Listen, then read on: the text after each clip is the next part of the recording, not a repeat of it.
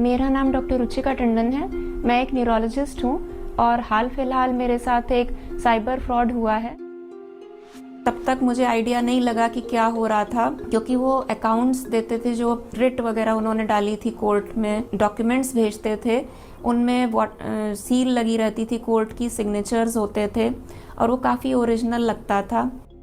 और जब ये सारा पैसा around between 2 to 3 crore transfer हो गया उनका अकाउंट में, तब फिर उन्होंने कहा कि हम बेल दे सकते हैं, तो आप ड्यूटी पर अब जा सकते हो।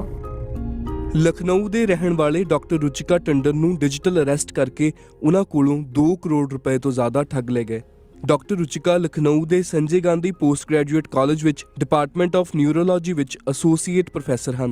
एक दिन मॉर्निंग में कॉल आया, हमें आपको फिजिकली अरेस्ट करने के इंस्ट्रक्शंस मिल रहे हैं और 5 मिनट के अंदर पुलिस आपके पास पहुंच रही है। हमने सबको अलर्ट कर दिया है आपके आसपास के पुलिस स्टेशन में। कहा कि हम फिर भी बात करके अपने सीनियर से ये ट्राई कर सकते हैं कि आपको डिजिटल कस्टडी में रखा जाए।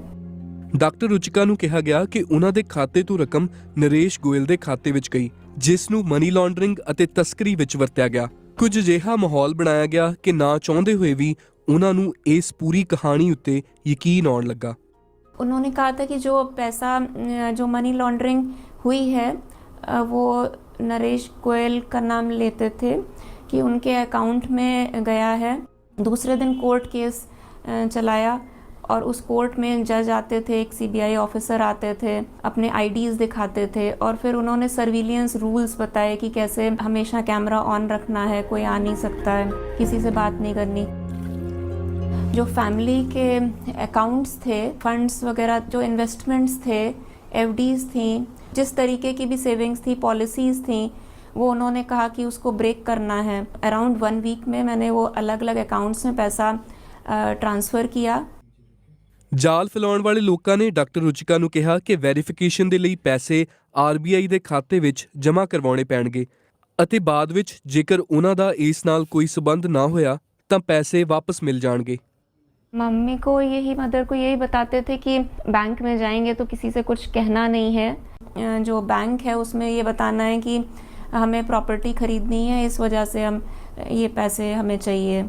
और ये भी इंस्ट्रक्शंस देते थे कि अगर ज़्यादा बैंक वाले ज़्यादा कुछ पूछते हैं तो आपको उनको बोलो कि this is none of their business. Ruchika Tandon ਨੂੰ ਕਰੀਬ 7 ਦਿਨ ਤੱਕ ਡਿਜੀਟਲ ਅਰੈਸਟ ਕੀਤਾ ਗਿਆ ਅਤੇ ਸਰਵੇਲੈਂਸ ਦੇ ਕਾਨੂੰਨ ਦੱਸ ਕੇ ਫਸਾ ਕੇ ਰੱਖਿਆ ਗਿਆ। ਇਸ ਫਰਾਡ ਦੇ 1 ਹਫ਼ਤੇ ਬਾਅਦ ਵੀ ਉਹਨਾਂ ਨੂੰ ਨਹੀਂ ਪਤਾ ਲੱਗਾ ਕਿ ਉਹਨਾਂ ਦੇ ਨਾਲ ਕੀ ਹੋਇਆ। 8-9 दिन के बाद इंटरनेट पर चेक किया, फिर मुझे ये रियलाइज़ हुआ कि जो कुछ हुआ ये सिर्फ पैसा लेने के लिए ये सारा कुछ हो रहा था। When I went to the police station तो फिर वहाँ पर उन्होंने छूटते ही ये बोला कि कहीं पैसे तो नहीं ट्रांसफ़र किए। पुलिस इज़ इन्वेस्टिगेटिंग और उन्होंने अरेस्ट भी किया है और कोर्ट में चीज़ें चल रही हैं। ਰੁਚਿਕਾ ਕਾਫੀ ਪੈਸੇ ਗਵਾ ਚੁੱਕੇ ਹਨ ਅਤੇ ਹੁਣ ਵੀ ਉਹ ਆਪਣੇ ਪੈਸੇ ਮਿਲਣ ਦਾ ਇੰਤਜ਼ਾਰ ਕਰ ਰਹੇ ਹਨ, ਪਰ ਉਹ ਚਾਹੁੰਦੇ ਹਨ ਕਿ ਦੂਜੇ ਇਸ ਜਾਲ ਵਿੱਚ ਨਾ ਫਸਣ। ਉਹ ਇਸ ਤਰ੍ਹਾਂ ਦੀ ਧੋਖਾਧੜੀ ਤੋਂ ਬਚਣ ਦਾ ਤਰੀਕਾ ਵੀ ਦੱਸਦੇ ਹਨ। एक तो पहली चीज़ तो यही है कि डिजिटल कस्टडी जैसा कुछ अभी कोई लीगल ऐसा प्रोसीजर नहीं है।